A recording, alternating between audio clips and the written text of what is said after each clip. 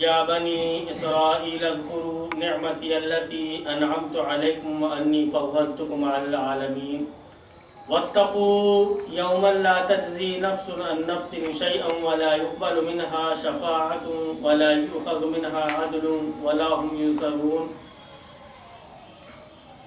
وإذ نجيناكم من آل فرعون يسومونكم سوء العذاب يذبحون أبناءكم ويستحيون نساءكم وفي ذلكم بلاء من ربكم عظيم وإذ فرقنا بكم البحر فأنجيناكم وأغرقنا آل فرعون وأنتم تنظرون وإذ وعدنا موسى 40 ليلة ثم اتخذتم العجل من بعده وأنتم ظالمون ثم عفونا عنكم من بعد ذلك لعلكم تشكرون وإذ آتينا موسى الكتاب والفرقان لعلكم تهتدون وإذ قال موسى لقومه يا قوم إنكم ظلمتم أنفسكم باتخاذكم العجل فتوبوا إلى بارئكم فاقتلوا أنفسكم ذلكم خير لكم عند بارئكم فتاب عليكم إنه هو التواب الرحيم وإذ قلتم يا موسى لن نؤمن لك حتى نرى الله جهرة فأخذتكم الصاعقة وأنتم تنظرون ثم بعثناكم من بعد موتكم لعلكم تشكرون وظللنا عليكم الغمام وأنزلنا عليكم المن والسلوى كلوا من طيبات ما رزقناكم وما ظلمونا ولكن كانوا أنفسهم يظلمون وإذ قلنا ادخلوا هذه القرية فكلوا منها حيث شئتم رغدا وادخلوا الباب سجدا وقولوا حتة نغفر لكم خطاياكم وسنزيد المحسنين فبدل الذين ظلموا قولا غير الذي قيل لهم فأنزلنا على الذين ظلموا رجزا من السماء بما كانوا يفسقون صدق اللہ العظیم. اور سامعین جی آپ نے سورہ بقرہ کا 6واں رکوع اس کی تلاوت سماعت فرمائی. اب اس کا ترجمہ تفہیم القرآن کی مدد سے سماعت فرمائیں. اے بنی اسرائیل، یاد کرو میری اس نعمت کو جس سے میں نے تمہیں نوازا تھا، اور اس بات کو کہ میں نے تمہیں دنیا کی ساری قوموں پر فضیلت عطا کی تھی.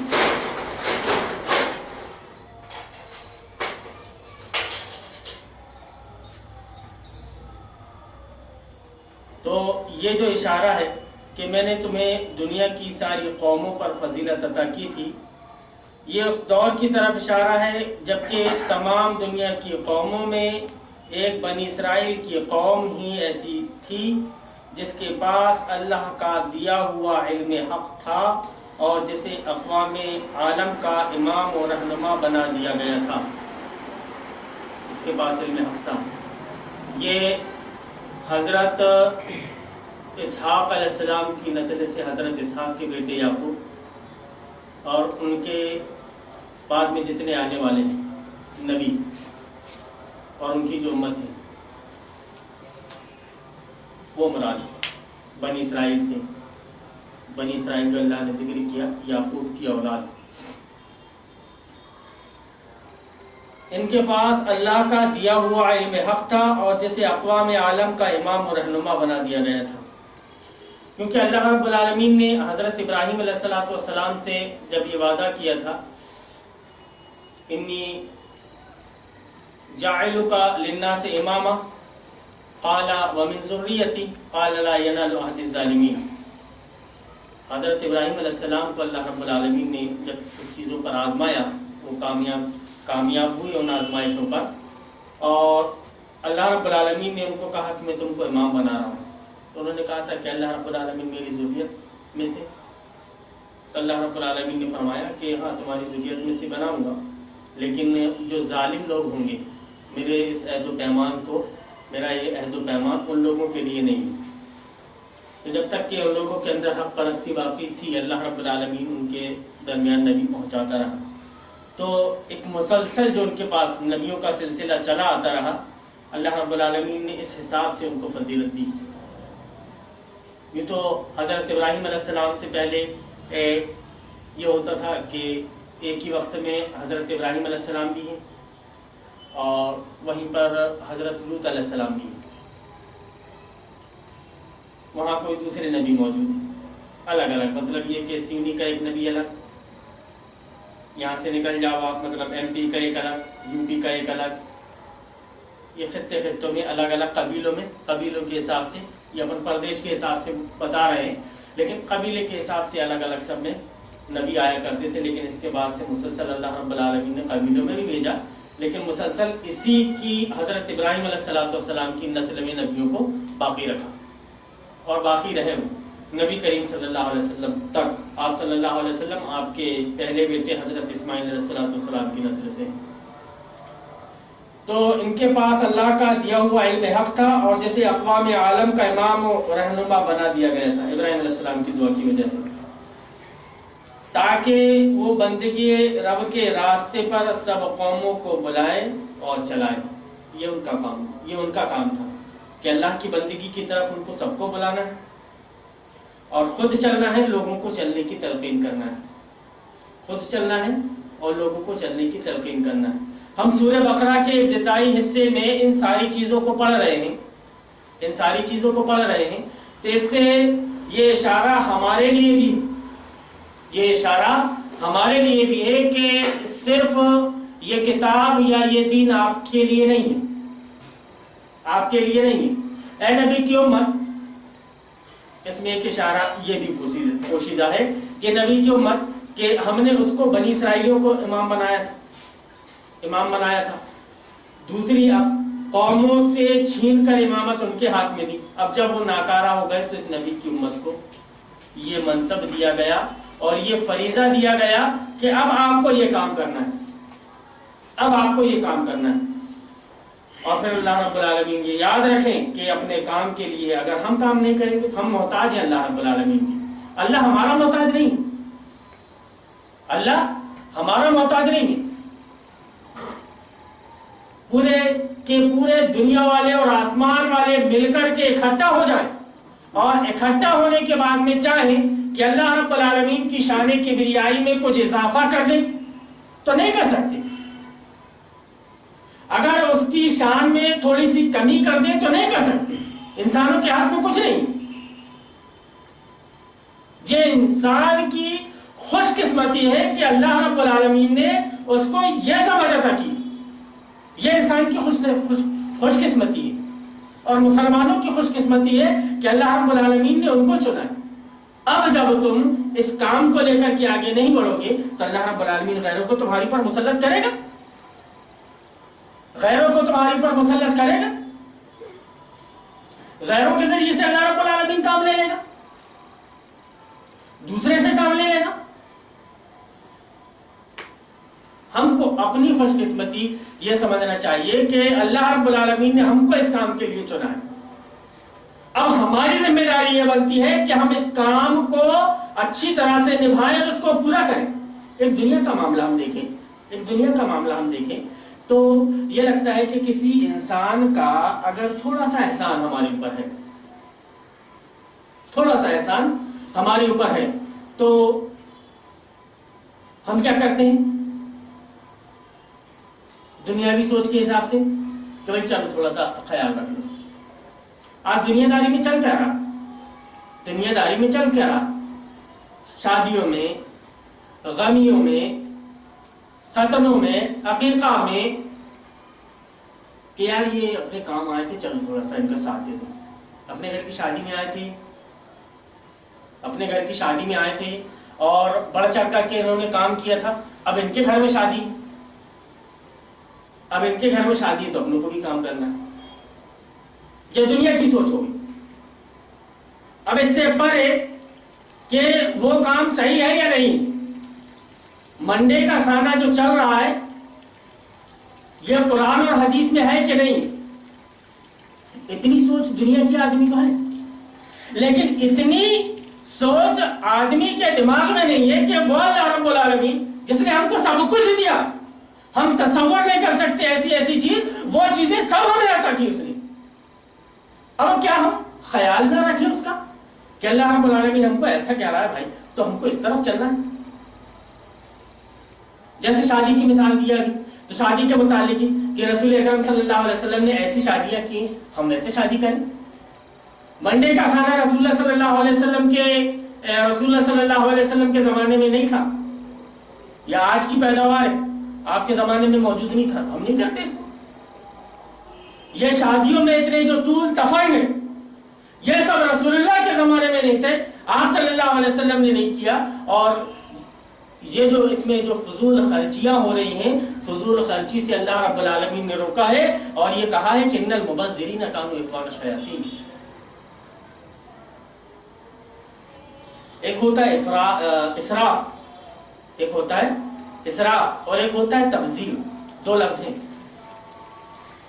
हैं। इसराफ के जहां काम आपका चल सकता है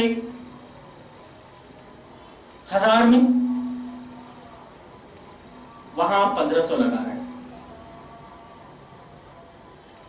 वहां 1500 लगा रहे हैं। और तबज़ीर, जहां आपका काम 10 रुपए में हो जाएगा, वहां आप 10,000 लगा रहे हैं या 100 लगा रहे हैं। जहां आपका काम 10 में हो जाएगा, 10 रुपए में हो जाएगा, उस जगह में आप 100, 200 या 1000 या 10,000 लगा रहे हैं। ऐसे लोग ये शैतान के भाई। क्यों? कि अल्लाह रब्बुल आलमीन ने कहा है भाई जरूरत का ख्याल रखो, आपकी जो जरूरियात है जरूरियात में खर्च करो।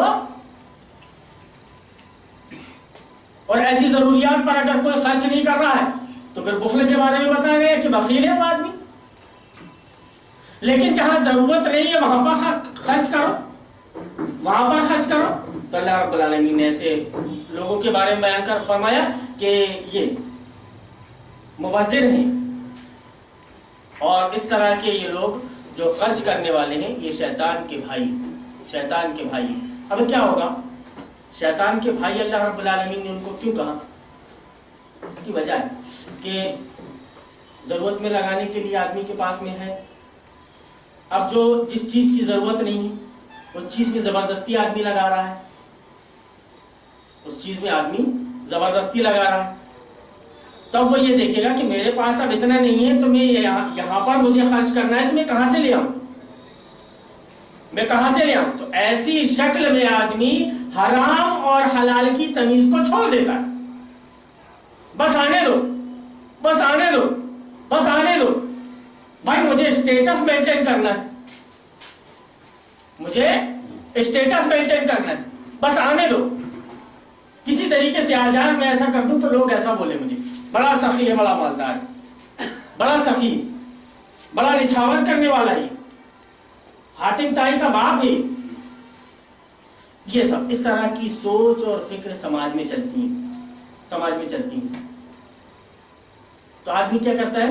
ख्याल करता है दुनियावी उमूर में कि भाई ये यार हमारे अच्छे में शामिल थे, अब इनके यहाँ कुछ अच्छा हो रहा है तो हम भी शामिल हो जाएं।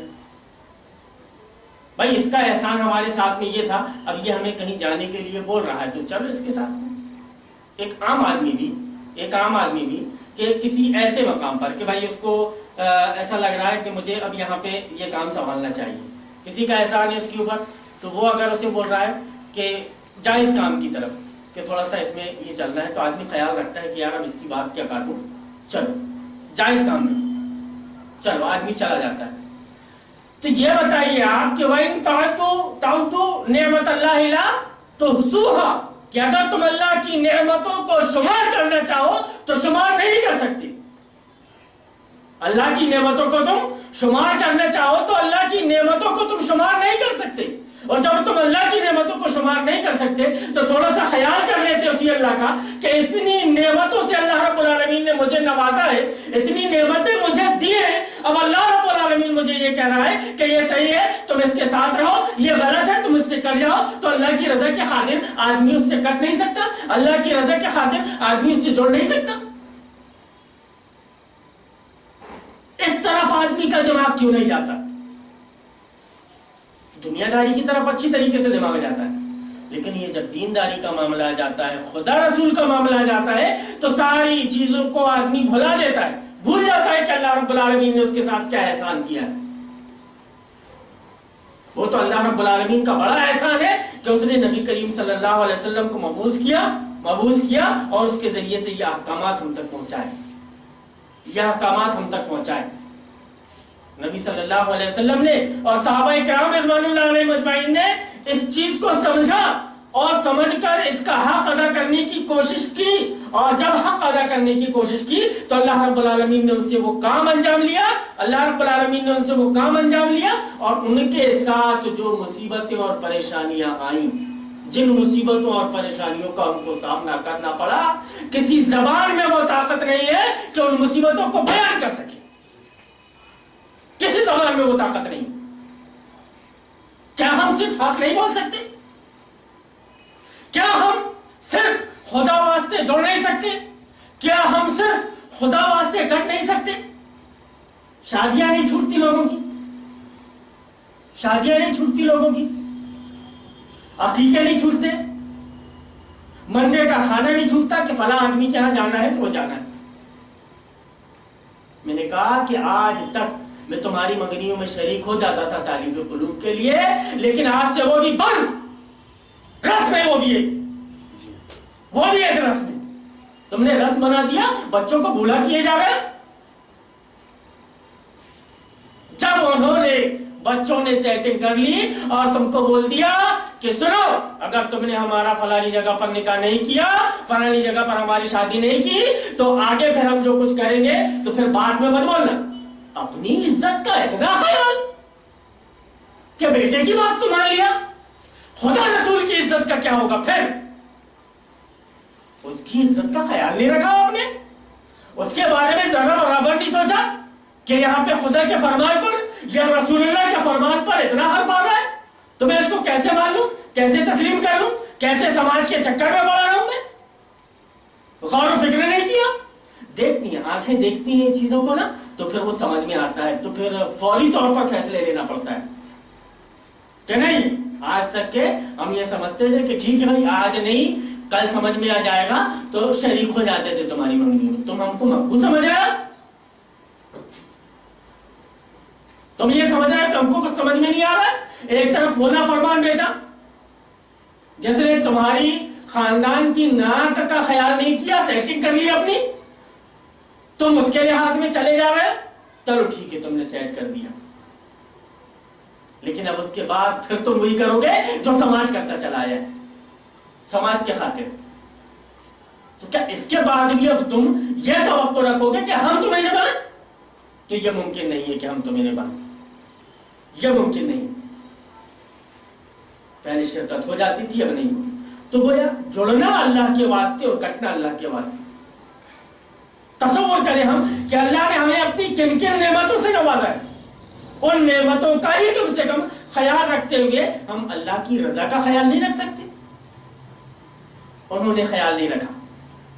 اللہ رب العالمین نے اتنی بڑی نعمت ان کو عطا کی کہ میں اللہ رب العالمین کہہ رہا ہے بنی اسرائیلیوں کو، کیا ہے بنی اسرائیل، یاد کرو میری اس نعمت کو جس سے میں نے تمہیں نوازا تھا، اس نعمت کو یاد کرو، اور اس بات کو کہ میں نے تمہیں دنیا کی ساری قوموں پر فضیلت عطا کی تھی۔ دنیا میں جو کچھ آدمی کو نعمتیں اس کی آنکھوں کے سامنے جو دکھ رہی ہیں، اس کے جسم کو لے کر، اس کے پیٹ کو لے کر، اس کے اعضاء کو لے کر، پیر کے ناخن سے لے کر کے سر کے بال تک، انہی کو اگر شمار کرنا چاہے تو آدمی شمار نہیں کر سکتا۔ اللہ رب العالمین نے ان ساری چیزوں کا ذکر کرتے ہوئے یہ نہیں بیان فرمایا کہ یہ میری نعمت ہے۔ اللہ رب العالمین نے امامت عطا کی ان کو، لیکن انہوں نے اس کا خیال نہیں رکھا۔ اگر ہم نے اس بات کا خیال نہیں رکھا تو کوئی بعید نہیں کہ اللہ رب العالمین ہمارا بھی وہی حال کر دے جو ان کا حال کیا تھا، کوئی بعید نہیں۔ ہم نافرمانی کریں گے، ہم اللہ کی کبریائی میں ذرہ برابر بھی کمی نہیں لا سکتے، ذرہ برابر بھی، اور اگر ہم اس کے دین کے لیے کام کریں تو اس کی کبریائی کو ہم ذرہ برابر بڑھا نہیں سکتے۔ وہی میں نے ذکر کیا کہ اگر ہم کام کر اللہ رب العالمین نے اگر ہم کو چنا ہے تو یہ ہماری خوش نصیبی ہے. بہت سے ایسے بد نصیب ہیں جن کو ابھی اس چیز کی سمجھ نہیں ہے، لیکن ہم کو تو اللہ رب العالمین نے سمجھ دے دی.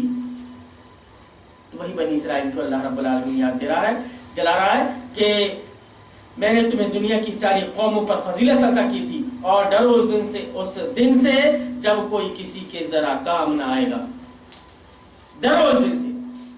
نبی کریم صلی اللہ علیہ وسلم نے بھی حضرت فاطمہ رضی اللہ تعالی عنہ سے یہ بیان فرمایا تھا کہ یا فاطمہ سلینی ما شئتی فإنی لا اغنی عنکی من اللہ شیئا. میری بیٹی جو کچھ تجھے چاہیے تو دنیا میں مجھ سے لے لے، کل آخرت میں تیرے ذرہ برابر کام نہ. کیا یہ نبی شفاعت کروا دیں گے آپ کی؟ من ذا الذی یشفع عندہ الا باذنہ. اللہ کی اجازت ہوگی شفاعت کی، جتنی نبی صلی اللہ علیہ وسلم اتنی شفاعت کریں گے. بیان کیا جاتا ہے کہ روز محشر کی ہولناکیوں کے بارے میں کہ آپ صلی اللہ علیہ وسلم جب دیکھیں گے سب پورے امتی جب سب پریشان ہو جائیں گے، سب نبیوں کے امتی تو سب کو ڈھونڈیں گے، تو سب نبی کو اس وقت اپنا اپنا وہ یاد آئے گا کہ ارے باپ رے، آج اللہ رب العالمین کا جلال ایسا ہے کہ ہم اس کے سامنے کھڑے نہیں ہو سکتے.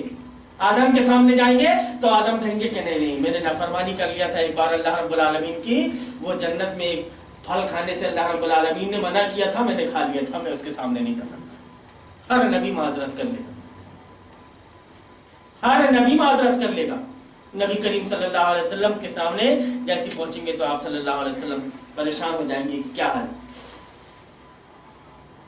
سجدے میں گر جائیں گے. نبی صلی اللہ علیہ وسلم بیان فرماتے ہیں کہ اس وقت اللہ رب العالمین کی طرف سے جو کچھ الہام ہوگا اسی کے حساب سے میں اس کی حمد و ثنا بیان کروں گا. اللہ رب العالمین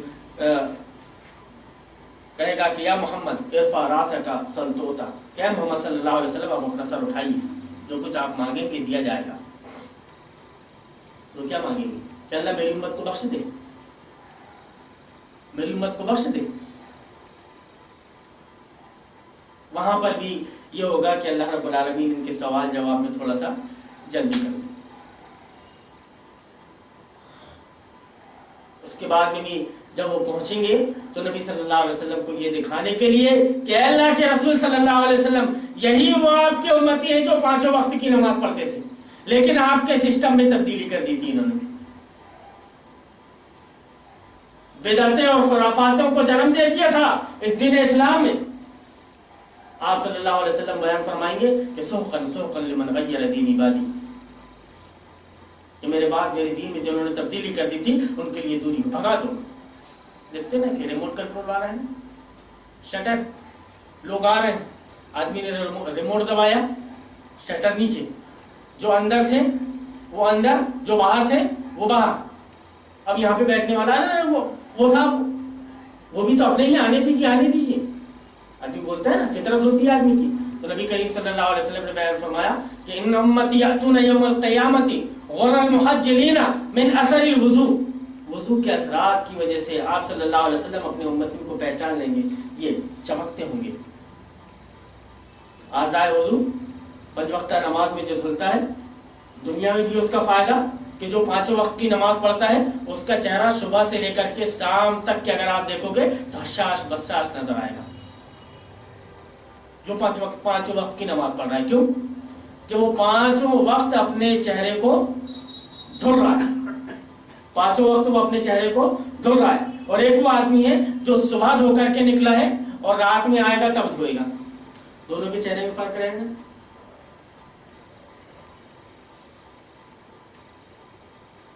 یہاں پر بھی وہ نور اس کے چہرے میں دیکھے گا اور کل قیامت کے دن بھی دیکھے گا. اسی سے رسول اکرم صلی اللہ علیہ وسلم اپنے امتی کو پہچانیں گے. تو جب ان سے کہا جائے گا کہ نہیں، ہم اللہ کے رسول صلی اللہ علیہ وسلم نے جو بیان فرما دیا کہ وضو کے اثرات کی وجہ سے چمکیں گے، آدمی وضو کرتا تھا تو وہ اس کے اثرات تو رہیں گے، لیکن اس نے دین میں تبدیلی کر دی تھی، تو پھر اللہ رب العالمین وہ تو جانتا ہے، یہ کرامن کاتبین جو اللہ رب العالمین نے لکھا رکھ دیا ہے، اب وہاں پہ سب کا کچا چٹھا سامنے ہوگا کہ اس نے ایسا کیا، یہ اس نے ایسا کیا، اس نے ایسا کیا، تو ان کو قطار میں اس حساب سے الگ رکھا جائے گا. اور جب وہ آنے لگیں گے تو فرشتے کہیں گے کہ آپ جانتے ہیں کون نہیں؟ آپ کے آنے کے بعد میں ایسی ایسی دھاندلی کی ہے انہوں نے، آپ کے آنے کے بعد میں انہوں نے ایسی ایسی دھاندلیاں کی ہیں۔ تو نبی صلی اللہ علیہ وسلم کہیں گے اچھا ایسا، تو پھر ان کو دور کر دو، ہونا نہیں، میری نگاہوں سے دور کر دو۔ تو سوچئے ذرا، تصور کیجئے کہ اس وقت کا عالم کیا ہوگا۔ ابھی ہمارے پاس مہلت ہے، وقت ہے، جب تک کہ ہماری جان میں جان ہے، جب تک ہماری جان میں جان ہے تب تک ہمارے پاس مہلت ہے، مرنے کے بعد کوئی مہلت نہیں۔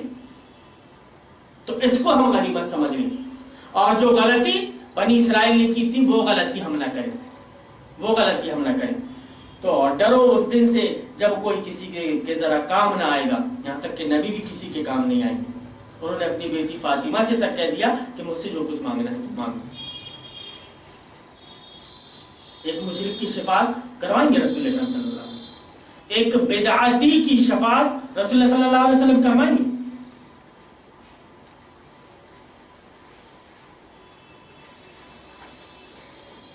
یہ کیسے ممکن ہو سکتا ہے؟ تو یہ نہ کسی کی طرف سے سفارش قبول ہوگی، نہ کسی کو فدیہ لے کر چھوڑا جائے گا، اور نہ مجرموں کو کہیں سے مدد مل سکے گی۔ کسی کے لیے کوئی چارہ نہیں ہوگا، کسی کے لیے کوئی چارہ نہیں ہوگا۔ اب ان کے بگاڑ کی وجہ بتا رہے ہیں کہ بنی اسرائیل کے بگاڑ کی ایک بہت بڑی وجہ یہ تھی کہ آخرت کے متعلق ان کے عقیدے میں خرابی آ گئی تھی، وہ اس قسم کے خیالات خام میں مبتلا ہو گئے تھے۔ خام خیالی مطلب زبردستی کے خیالات، اٹکل پچو بولتے ہیں نا، جو اپنی زبان میں کہ جو حقیقت میں ہے نہیں لیکن تصور کیے جا رہا ہے آدمی کہ ایسا ہوگا اور ویسا ہوگا۔ خرابی آ گئی تھی، اس قسم کے خیالات خام میں مبتلا ہو گئے تھے کہ ہم جلیل القدر انبیاء کی اولاد ہیں۔ ابراہیم علیہ السلام جنہوں نے خانہ کعبہ کی بنیاد رکھی، ابراہیم علیہ السلام جنہوں نے بیت المقدس کی بنیاد رکھی۔ اب یہ ایک الگ بات ہے کہ وہاں پہ ابھی گھوڑے بن رہے ہیں، یہودیوں کے قبضے میں ہیں، یہودیوں کے قبضے میں ہیں۔ کس وجہ سے؟ کس کی وجہ سے؟ ہم جلیل القدر انبیاء کی اولاد ہیں، بڑے بڑے اولیاء، صلحاء اور زہاد سے نسبت رکھتے ہیں۔ ہماری بخشش تو انہی بزرگوں کے صدقے میں ہو جائے گی، ان کا دامن گرفتہ ہو کر بھی بھلا کوئی سزا کیسے پا سکتا ہے؟ انہی جھوٹے بھروسوں نے ان کو دین سے غافل اور گناہوں کے چکر میں مبتلا کر دیا تھا۔ نبی کی امت میں یہ چیز بھی ہے کہ نبی ہم کو بچوا لیں گے، اولیاء ہم کو بچوا لیں گے۔ جو صلحاء گزر چکے ہیں، جو زہاد گزر چکے ہیں، متقی اور پرہیزگار جو گزر چکے ہیں، بڑے بڑے زاہد، متقی، پرہیزگار انبیاء، ہمارے نبی پاک، سارے نبیوں کے سردار، یہ ہم کو بخشوا لیں گے، تو یہی چکر میں وہ لوگ مبتلا ہو گئے تھے جس کے نتیجے میں ساری برائیاں وہ کرنے لگے، ساری برائیاں جس کے نتیجے میں وہ کرنے لگے۔ ایک آدمی ہے، اگر اس کو کوئی بیماری ہو گئی تو ڈاکٹر جب اس کو دوا دیتا ہے تو کچھ چیزوں سے پرہیز کے لیے بتاتا ہے کہ آپ کو ان چیزوں کا پرہیز کرنا ہے، اب آپ ایسا نہیں ہوتا کہ آنے کے بعد میں وہ دوا بھی کھا رہے ہیں اور جن چیزوں کے پرہیز سے ڈاکٹر نے روکا ہے ان چیزوں کو بھی کھا رہے ہیں، آپ چھوڑ دیتے ہیں اس کو۔ اور اگر ایسا نہیں کرتے آپ تو وہ دوا آپ کے کام نہیں آتی، ایک اصول دے کر کے رسول اکرم صلی اللہ علیہ وسلم چلے گئے، آپ کو ایک سسٹم اور ایک قانون دے کر رسول اکرم صلی اللہ علیہ وسلم چلے گئے۔ اب اس سسٹم کے مطابق، اس قانون کے مطابق آپ کی زندگی نہیں گزر رہی ہے تو آپ مومن ہوں گے۔ اللہ رب العالمین کا تو وعدہ پکا ہے کہ انتم الاعلون ان کنتم مؤمنین، شرط لگا دی اللہ رب العالمین کہ اگر تم مومن رہو گے تو تم ہی سر بلند رہو گے، اور اگر تم مومن نہیں رہو گے تو تم سر بلندی پر قائم نہیں ہو سکتے۔ ہمارے ایک استاذ تھے جامعہ سلفیہ بنارس میں،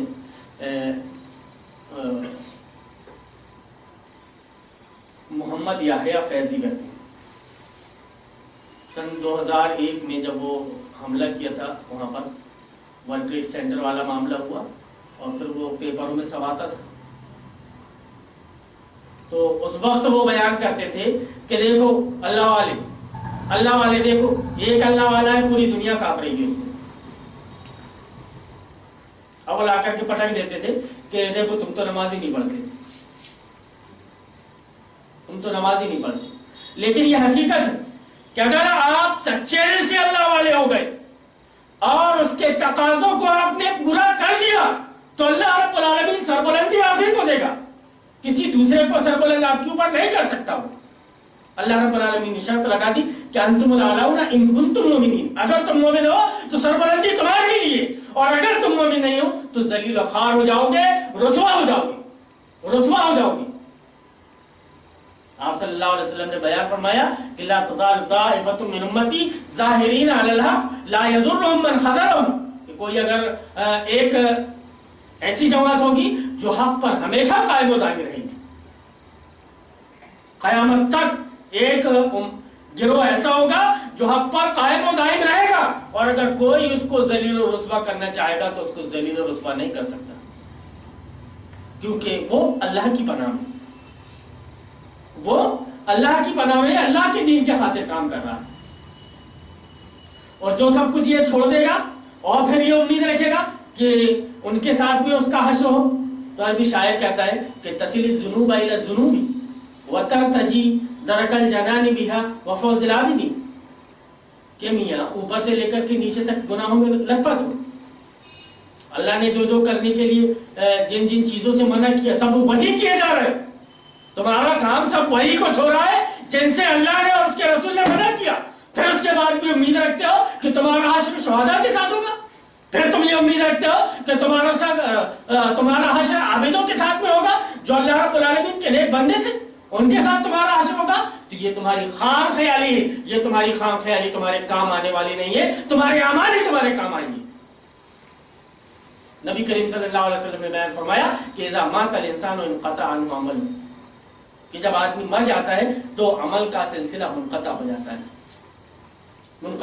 ہے اس کا. اب جو کچھ کیا تھا وہی لے کر کے جا رہا ہے.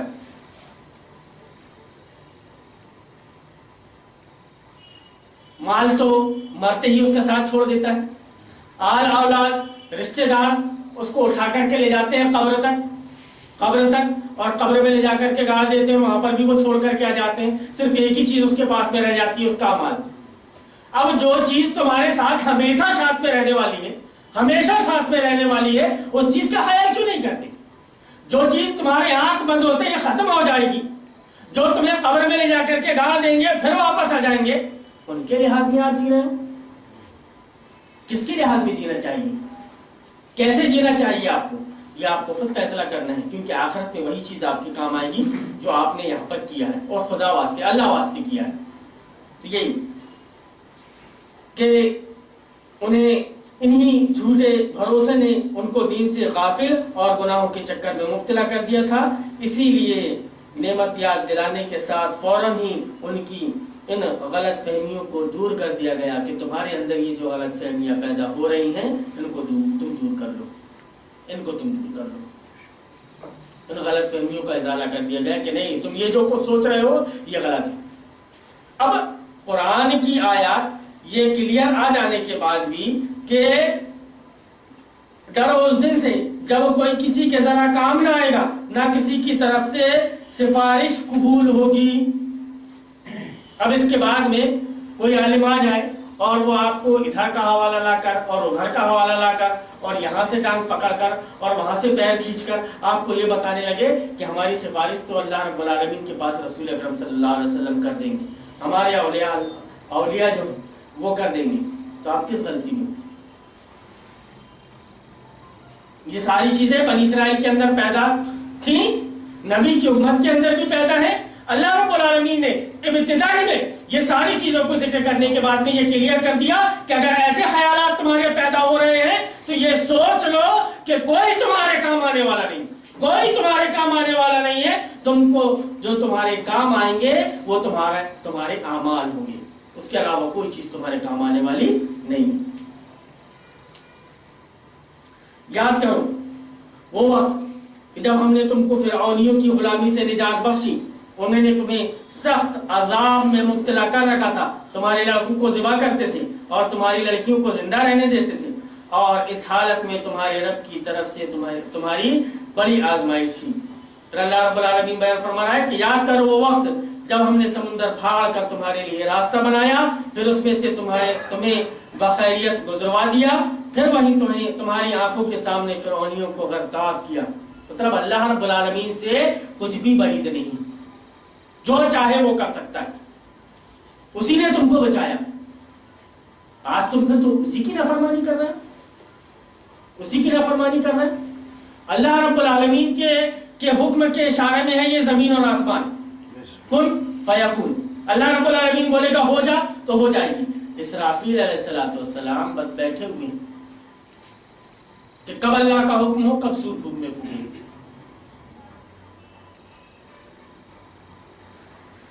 انتظار میں بیٹھے ہوئے۔ یہ زمین اللہ رب العالمین نے یہ زمین بنائی، یہ زمین کو اللہ رب العالمین اگر حکم دے گا کہ بس ہل جا تو تھوڑی سی جنبش کرے گی، آدمی پورا ہل جاتا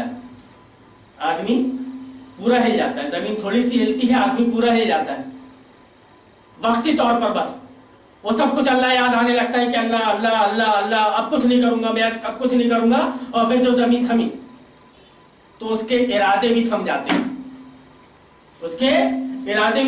ہیں، جو اس وقت اس نے ارادہ کیا تھا کہ نہیں اب میں سدھر جاؤں گا۔ اللہ ایسی آزمائشوں کو بھیجتا رہتا ہے۔ اب ان کے ذریعے سے ان کو دیکھ کر کے آپ خود سمجھ جاؤ کہ اللہ رب العالمین ہم سے کیا چاہ رہا ہے کہ نہیں ہم سنبھل جائیں، سدھر جائیں۔ اگر آپ سنبھل گئے، سدھر گئے تو یہ ہمارے لیے، اور اگر ہم بگڑ گئے، رائے راست سے ہٹ گئے تو اس پر بھی وہ بھی ہمارے لیے جنت بھی ہے، جہنم بھی ہے۔ جنت میں جانے والا عمل ہوگا تو جنت میں جائیں گے، اور جہنم میں جانے والا عمل ہوگا تو جہنم میں جائیں گے۔ کلیئر ہے دونوں چیزیں۔ اور جنت میں جانے والا عمل یہ قرآن میں موجود ہے کہ آپ کو کرنا کیا ہے۔ یاد کرو جب ہم نے موسیٰ کو 40 شبانہ روز کی قرارداد پر بلایا، یاد کرو جب ہم نے موسیٰ کو 40 شبانہ روز کی قرارداد پر بلایا تو اس کے پیچھے تم بچڑے کو اپنا معبود بنا بیٹھے۔ یعنی مصر سے نجات پانے کے بعد جب بنی اسرائیل جزیرہ نما سینا میں پہنچ گئے تو حضرت موسیٰ علیہ السلام کو اللہ تعالیٰ نے 40 شب و روز کے لیے کوہ طور پر طلب فرمایا، تاکہ وہاں اس قوم کے لیے جو اب آزاد ہو چکی تھی قوانین شریعت اور عملی زندگی کی ہدایات کی جائیں۔ ان چیزوں کے لیے اللہ رب العالمین نے ان کو وہاں پر بلایا۔ تو یہاں پہ ملاحظہ ہو، بائبل کتاب خروج باب نمبر 24 تا 31۔ اب یہ بولتے ہیں کہ مولانا مودودی نے بائبل میں تو تبدیلی آ گئی، بائبل میں تو تبدیلی آ گئی، ان کا بھی حوالہ دیا ہے۔ مطلب نہیں پڑھنا ہے اس کتاب کو نہیں پڑھنا ہے، کیونکہ یہ بائبل جس میں تبدیلی آ گئی اس کا بھی حوالہ دے کر کے بات کر رہے ہیں، جس میں تبدیلی آ گئی اس کا بھی حوالہ دے کر کے بات کر رہے ہیں۔ اب ایک آدمی کے سامنے صرف اتنا بیان کر دو کہ یار وہ بائبل کا حوالہ قرآن کی تفسیر میں، جبکہ وہ تحریف شدہ ہے، اس کو بدل دیا گیا، اور یہ کتاب جو آئی اس کو بدلا نہیں گیا، تو گویا اس کتاب کو اس کتاب سے بدلنے کی کوشش کر رہے ہیں۔ اسی لیے یہ تفہیم القرآن نہیں ہونا، کوئی دوسرے عالم کی تفسیر آپ پڑھ لو، تفہیم القرآن کو مت پڑھو، تفہیم القرآن کو مت پڑھنا۔ ایک گمراہ پیدا ہو گیا ہے، منکر حدیث پیدا ہو گیا ہے، جبکہ جو ان کے شیخ الحدیث ہیں،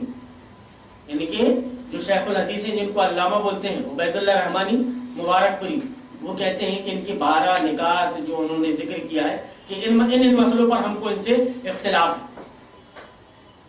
لیکن ان مسئلوں کو مدعا بنا کر ان کے اوپر کوئی کفر کا فتویٰ لگا دے، مولانا مودودی کے اوپر کوئی کفر کا فتویٰ لگا دے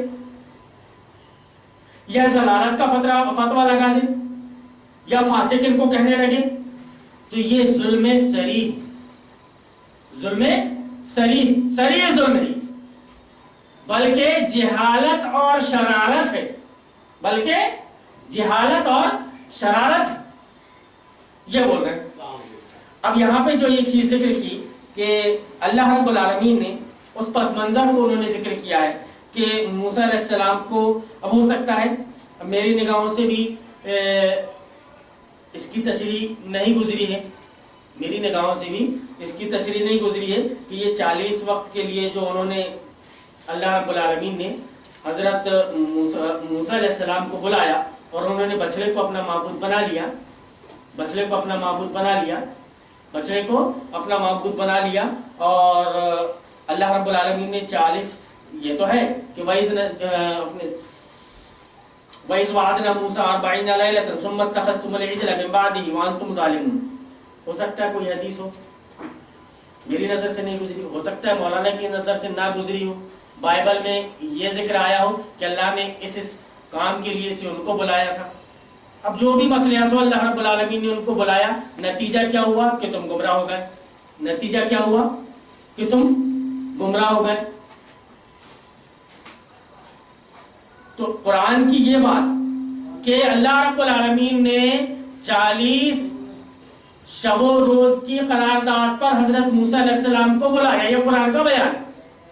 بائبل میں بھی اگر یہ مل رہا ہے کہ قرآن اللہ رب العالمین نے 40 شب و روز کی قرارداد پر حضرت موسیٰ علیہ السلام کو کوہ طور پر بلا لیا، اگر بائبل میں بھی یہ مل رہا ہے، قرآن میں یہ مل رہا ہے، تو جب وہ قرآن میں یہ مل رہا ہے اور بائبل میں بھی وہ مل رہا ہے تو مانیں گے نہیں مانیں گے؟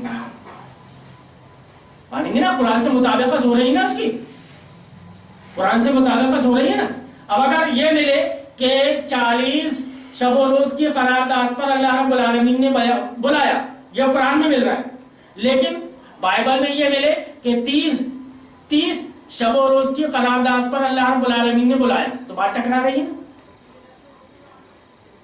تو پھر ہم کس کی بات کو مانیں گے؟ قرآن کی بات کو۔ پھر ہم کس کی بات کو مانیں گے؟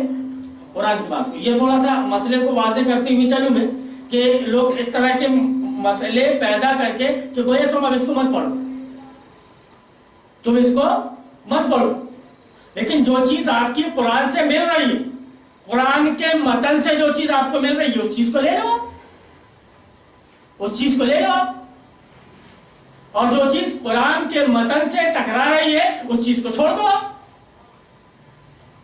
یہ چیز تو رسول اکرم صلی اللہ علیہ وسلم نے بھی بیان فرمائی،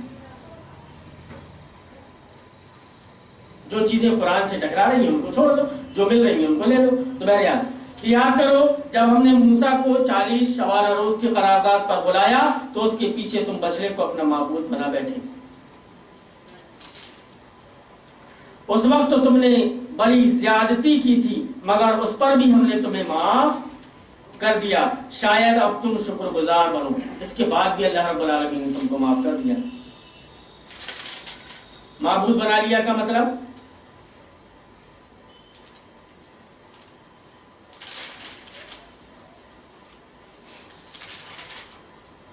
گائے اور بیل کی پرستش کا مرض بنی اسرائیل کی ہمسایہ اقوام میں ہر طرف پھیلا ہوا تھا۔ گائے اور بیل کی پرستش کا مرض جو آج بھی قائم ہے، جو آج بھی قائم ہے، گائے کے نام سے بیل کے نام سے نہیں، گائے اور بیل کی پرستش کا مرض بنی اسرائیل کی ہمسایہ اقوام میں ہر طرف پھیلا ہوا تھا۔ مصر اور کنعان میں اس کا عام رواج تھا۔ حضرت یوسف علیہ السلام کے بعد بنی اسرائیل جب انحطاط میں مبتلا ہوئے اور رفتہ رفتہ قبطیوں کے غلام بن گئے تو انہوں نے من جملہ اور امراض کے ایک یہ مرض بھی اپنے حکمرانوں سے لے لیا کہ بچڑے کی پرستش کا یہ واقعہ بائبل کتاب خروج باب 32 میں تفصیل کے ساتھ درج ہے۔ اب اس کو دیکھ لو آپ۔ اب اللہ رب العالمین یہ بیان فرما رہا ہے کہ تم نے بچڑے کو اپنا معبود بنا لیا، بچڑے کو اپنا معبود بنا لیا۔ وہ کس طریقے سے بنایا کس طریقے سے بنایا. اب وہ یہاں پر یہ مل رہا ہے تو اس کو لے لو. آپ اتنا بھی نہیں لیتے تو اتنا تو لے لو کہ تم نے بچڑے کو اپنا معبود بنا لیا. حضرت موسیٰ علیہ السلام کو اللہ رب العالمین نے 40 شب و روز کی قرارداد پر بلایا تو بنا لیا. اچھا اس سے ایک چیز یہ بھی نکلتی ہے جہاں تک کہ میں سمجھتا ہوں کہ اللہ رب العالمین نے اس وقت نبی صلی اللہ علیہ وسلم کو اس طرح سے ہدایات دینے کے لیے کسی پہاڑ پر نہیں بلایا جیسا موسیٰ علیہ السلام کو بلایا تھا کہ بھئی یہ دیکھ لو کہ اگر موسیٰ چلے پر گئے تو قوم کا یہ حال ہو گیا. اگر نبی ہم تم کو بلائیں گے تو پھر شیطان اپنا کام کر دے گا. مسلسل تمہارے حصے میں مسلسل یہ کام ہے کہ آپ کو روزانہ جھاڑو پوچھا کرنا ہے, کچرے کو آپ کو باہر نکالنا ہے. اگر آپ روزانہ کچرے کو باہر نہیں نکالو گے تو دھیرے دھیرے پرت کچرے کی گرد کی پرت بڑھتے وہ کبھی اتنی موٹی ہو جائے گی کہ جو حقیقت ہے اس کے نیچے چھپی ہوئی وہ حقیقت آپ کو نظر نہیں آئے گی. تو اب جو اس سے چلہ ثابت کرتے ہیں تو وہ یہ بھی دیکھ لیں کہ چلے میں جانے کے نتیجے میں یہ ہوا کہ پوری قوم برباد ہو گئی. وہ قوم برباد ہو گئی جو قوم فرعون سے پنگا لے کر آئی تھی. اللہ کے واسطے فرعون سے پنگا لے کر کے آئی تھی. انہوں نے وقت کے تابوت کا انکار کیا تھا. اب اس تابوت کا انکار کرنے کے بعد میں جب وہ یہاں پر پہنچے اور نبی کی تھوڑی سی ان کی طرف سے توجہ صرف اس وجہ سے ہٹی کہ اللہ رب العالمین نے ان کو 40 شب و روز کے لیے بلا لیا تھا, وہ وہاں چلے گئے. اتنے میں شیطان نے ان کے بیچ میں کام کر دیا. کن کے بیچ میں کام کر دیا؟ جو تابوت کا انکار کرنے والے تھے, جنہوں نے فرعون سے پنگا لیا تھا اللہ کے خاطر. ان کو اس مرض میں مبتلا کر دیا کہ وہ بچڑے کو اپنا معبود بنا بیٹھے. اب یہ بتائیے آپ کہ بچڑے کو اپنا معبود بنانا اور ایک طرف فرعون کو اپنا معبود بنانا,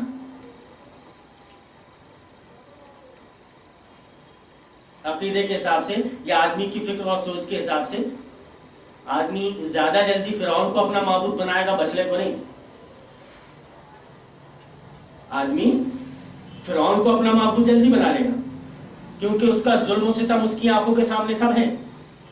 اس کا ظلم و ستم اس کی آنکھوں کے سامنے ہے کہ جو کچھ یہ کر رہا ہے, یہ کیا کر رہا ہے بھیا, اسی کو اپنا معبود سب کچھ مان لو, جو کچھ یہ بول رہا ہے وہ مان لو. اب بچڑا کیا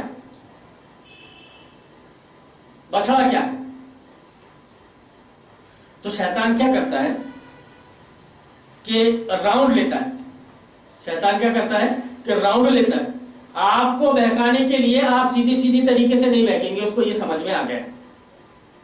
تب راؤنڈ لے کر کے آپ کو بہکانے کی کوشش کرے گا وہ کہ آپ ایسے میرے چنگل میں نہیں آئے, ایسے تو آ گئے, ایسے میرے چنگل میں نہیں آئے, ایسے تو آ گئے. تمہارے اندر یہ فخر ابھی ہے کہ ہم ابھی طاغوت کا انکار کر کے آئے, ہم ابھی فرعون کا انکار کر کے آئے, فرعون سے اللہ کے واسطے پنگے لے کر کے آئے. اور اللہ رب العالمین نے ہماری آنکھوں کے سامنے, اللہ رب العالمین فرمانا ہے وَأَنْتُمْ تَنْظُرُونَ, تم دیکھ رہے تھے, ہم نے فرعون کو تمہاری آنکھوں کے سامنے, تو اس کے لشکر کو تمہاری آنکھوں کے سامنے پورا غرق کر دیا, تم دیکھ رہے تھے. تو تمہارے اندر اب یہ الزام پیدا ہو گیا کہ ہم نے اپنی آنکھوں سے ڈوبتے ہوئے دیکھا ہے, اور پھر آنے کے بعد میں ادھر بچڑے کی عبادت کو اس نے لگا دیا. گویا شیطان کسی بھی شکل میں آپ کو چھوڑے گا نہیں. گویا صرف طاغوت کا انکار کر کے کہ آپ نے طاغوت کا انکار کر دیا اور آپ جنت میں چلے جائیں گے, آپ کے لیے راستہ کلیئر ہو گیا, یہ ایسا نہیں ہے, ایسا بالکل بھی نہیں ہے. آپ کو ہمیشہ پینی نظر رکھنی پڑے گی کہ طاغوت کا جو ہم انکار کیے کہیں ایسا تو نہیں کہ وہی طاغوت راؤنڈ لے کر کوئی دوسری شکل میں ہمارے پاس میں آ رہا ہے, کہیں ایسا تو نہیں.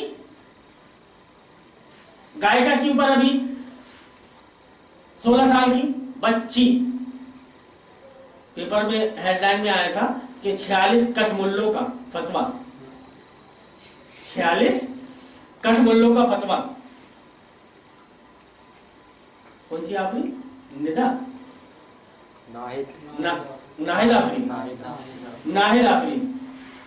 اب بیچاری بچی ہے وہ گا رہی، مولویوں کا فتویٰ گا رہی ہے تو فتویٰ، کیونکہ میوزک اسلام میں حرام ہے، میوزک اسلام میں حرام ہے. اچھا کسی مولوی نے یہ نہیں بولا ہوگا، اب وہ کیا بولا فتوے میں کیا نہیں بولا یہ نہیں جانتے، لیکن کسی مولوی نے یہ نہیں بولا ہوگا کہ وہ گائیکا کیسے بنی، تربیت اس کی کون سے کانوینٹ میں ہوئی، کس نظام کے تحت پلی بڑھی، کس سسٹم کو اس نے پڑھا، کس سسٹم کو اس نے پڑھا، کس سسٹم کے سلیبس کو اس نے پڑھا. اب آپ بتائیے آپ کہ اگر قرآن اور حدیث کو سلیبس بنا کر کے وہ پڑھتی تو گائیکا بنتی ہے؟ نہیں. اچھا اس کی آواز سے پردہ، اس کی آواز سے پردہ. اگر وہ راجنیتی میں آ جاتی اور پھر بھاشن دیتی تو اس کی آواز سے پردہ. اکھلیش کی پارٹی میں آ جاتی، مایاوتی کے ساتھ میں مولوی موجود ہیں، مایاوتی کے ساتھ میں اکھلیش کے ساتھ میں مولوی موجود ہیں، مولوی موجود ہیں. اب ان کی پارٹیوں سے جو عورتیں کھڑی ہوئیں تو انہوں نے بھاشن نہیں دیا ہوگا کیا جا کر، ریلیاں نہیں نکالی ہوں گی، ان کی آواز سے پردہ مولوی صاحب. اچھا ٹھیک، میوزک کے بارے میں بول رہے ہیں نا، میوزک کے بارے میں بول رہے ہیں نا، اسلام میں میوزک حرام. تم نے الیکشن کے وقت ایک مرتبہ بھی یہ ذکر نہیں کیا کہ جتنی ریلیاں نکل رہی ہیں اس میں یہ جو میوزک چل رہا ہے یہ حرام. کل الیکشن کو غلط نہیں بولا تم نے تو اس وقت بھی میوزک نظر نہیں آئی تم کو، اس وقت میوزک نظر نہیں آئی.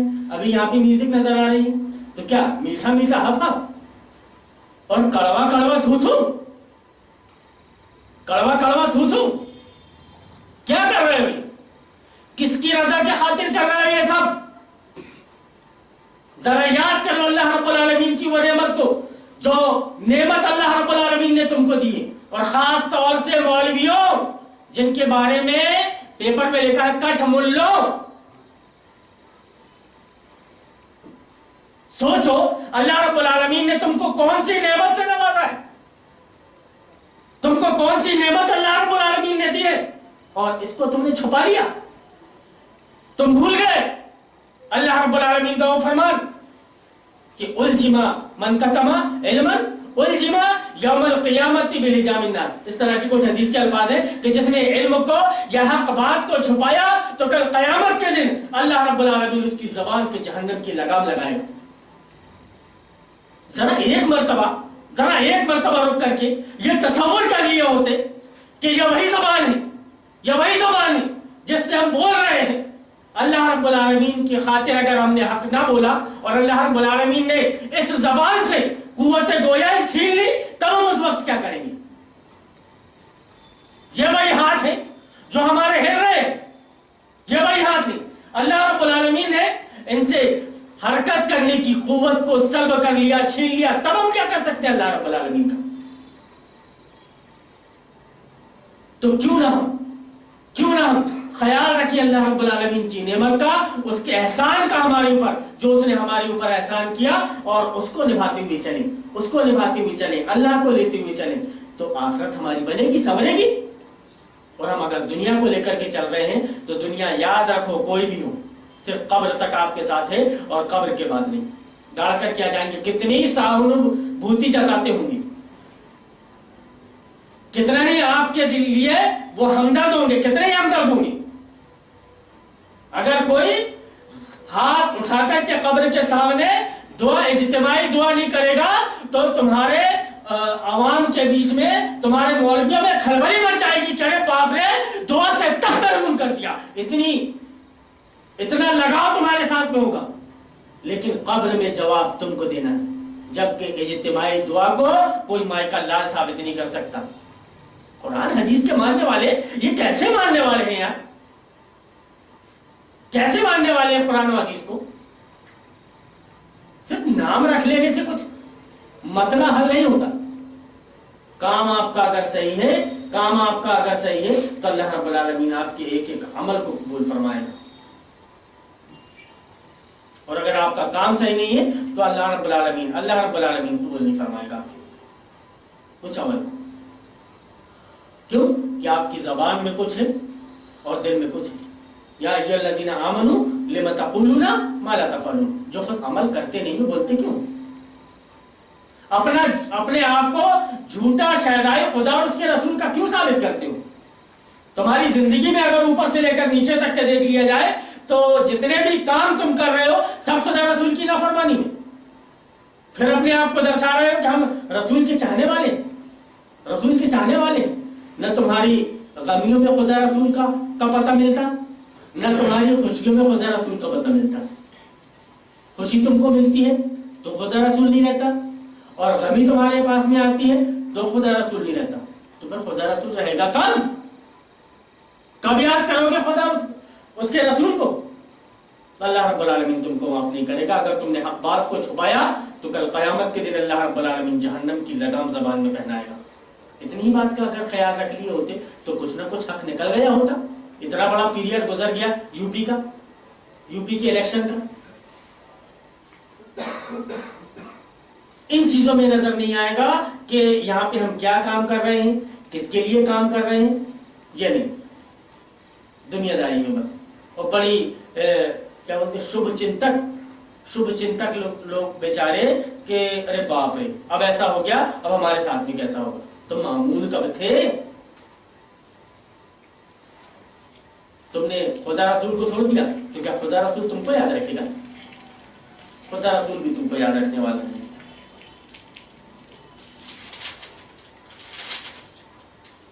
یاد کرو جب ہم نے موسیٰ کو 40 شبانہ روز کی قرارداد پر بلایا تو اس کے پیچھے تم بچڑے کو اپنا معبود بنا بیٹھے. اس وقت تم نے بڑی زیادتی کی تھی مگر اس پر بھی ہم نے تمہیں معاف کر دیا. شاید اب تم شکر گزار بنو. اللہ رب العالمین پورا موقع دیتا ہے بندے کو سنبھلنے کا، پورا موقع دیتا ہے. وَلَا تَمُوتُنَّ إِلَّا وَأَنْتُمْ مُسْلِمُونَ. مرنے تک آپ کے پاس میں مہلت ہے، مرتے دم تک آپ کے پاس میں مہلت ہے کہ آپ مرنے والے ہو. اس کے پہلے اگر آپ نے توبۃ النصوح کر لیا تو اللہ رب العالمین آپ کو معاف کر دے گا. لیکن اس کا مطلب یہ نہیں ہے کہ تم کھلواڑ والا توبہ کرو.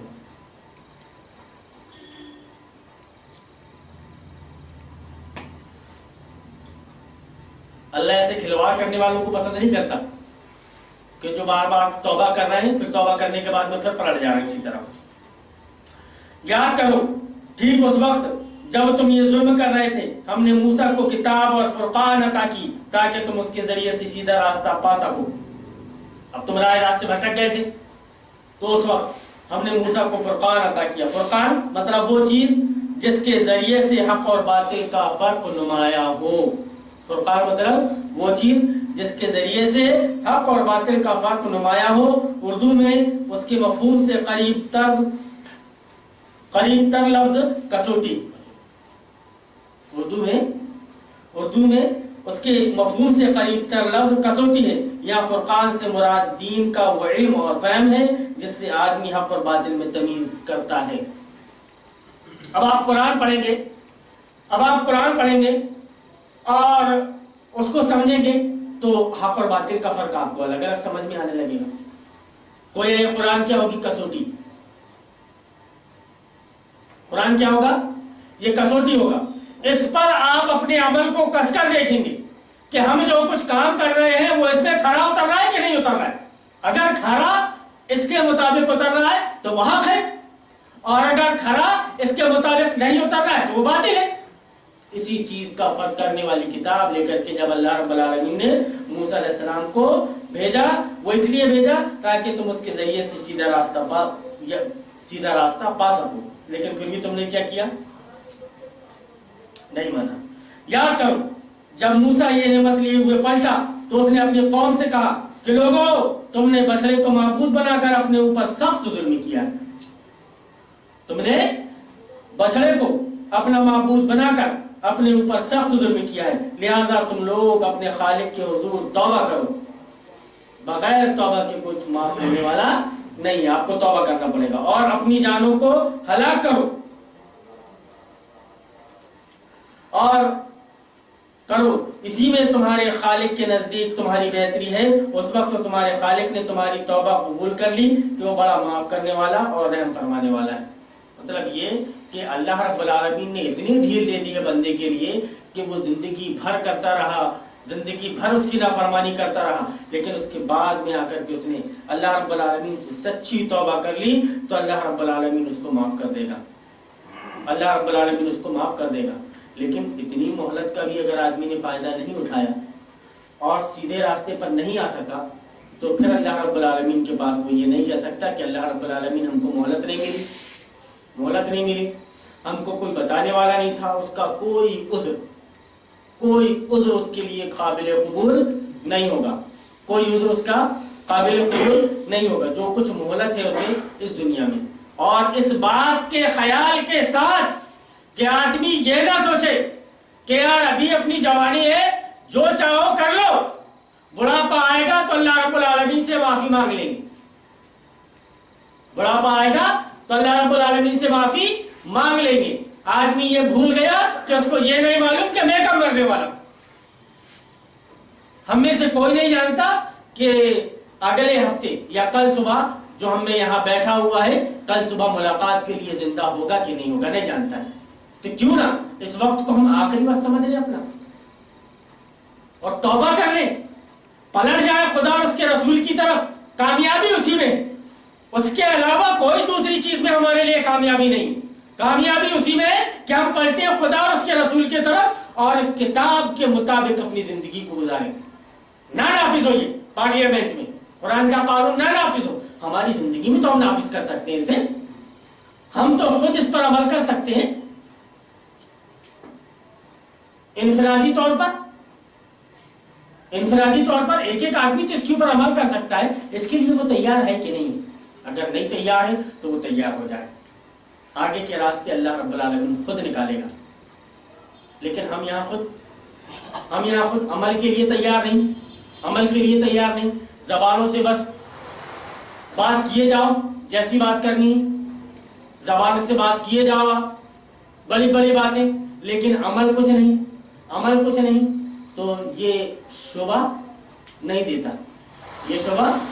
دیتا۔ اللہ رب العالمین کو خود ایسے لوگ پسند نہیں ہیں کہ جو زبان سے کچھ اور بولتے ہیں اور ان کا عمل کچھ اور ہوتا ہے۔ تو ہمیں یہ عہد کرنا ہے کہ ہم جو کچھ کتاب اللہ میں اور سنت رسول اللہ میں پائیں گے ہم اس پر عمل کریں گے، ہم کو یہ عہد کرنا پڑے گا اور اپنی زندگی کو اسی دھارے پر لے کر چلنا پڑے گا، تب ہمارے لیے کامیابی۔ یاد کرو جب موسیٰ یہ نعمت لیے ہوئے پلٹا تو اس نے اپنی قوم سے کہا کہ لوگوں تم نے بچڑے کو معبود بنا کر اپنے اوپر ظلم کیا، اپنے اوپر سخت ظلم کیا ہے، لہٰذا تم لوگ اپنے خالق کے حضور توبہ کرو اور اپنی جانوں کو ہلاک کرو، یعنی اپنے ان آدمیوں کو قتل کرو جنہوں نے گو سالے کو معبود بنایا اور اس کی پرستش کی، بچڑے کو معبود بنا لیا تم نے، گائے اور بیل کی پرستش جو تمہارے قریبی قبائل میں موجود تھی، شیطان نے اس کا وائرس لا کر کے تمہارے اوپر چھوڑ دیا، اور جو اینٹی وائرس تھا خدا اور اس کے رسول کا فرمان، یعنی خدا کا فرمان اور موسیٰ کا حکم جو اس وقت تمہارے لیے موجود تھا، ایسا نہیں تھا کہ موسیٰ تم کو بتا کر نہیں گیا ہوگا، اللہ رب العالمین نے بلایا تھا، یا ایسا نہیں تھا کہ تم صحیح اور غلط کے درمیان فرق کرنے والے نہیں تھے، تم کو صحیح اور غلط کے درمیان میں تمیز نہیں آتا ہوگا کہ یہ صحیح اور یہ غلط ہے۔ تم نے ان کے دھارے کو جیسا دیکھا، ان سے جیسی ان کے جو توہمات تھے گائے کے سلسلے میں، بیل کے سلسلے میں، تم نے ان کو مان لیا اور اس کو اپنا معبود بنا بیٹھے۔ اب تم نے اتنی بڑی غلطی کی تو پھر قتل کرو اپنے آپ کو، یعنی اپنے ان آدمیوں کو قتل کرو جنہوں نے گوسالے کو معبود بنایا اور اس کی پرستش کی۔ گویا شرک کی معافی نہیں ہے اللہ رب العالمین کے نزدیک۔ اللہ رب العالمین نے اس وقت بھی ان کو معاف نہیں کیا کہ اب تمہارا بھیا اسی میں ہے بس کام، بس تمہاری سزا یہی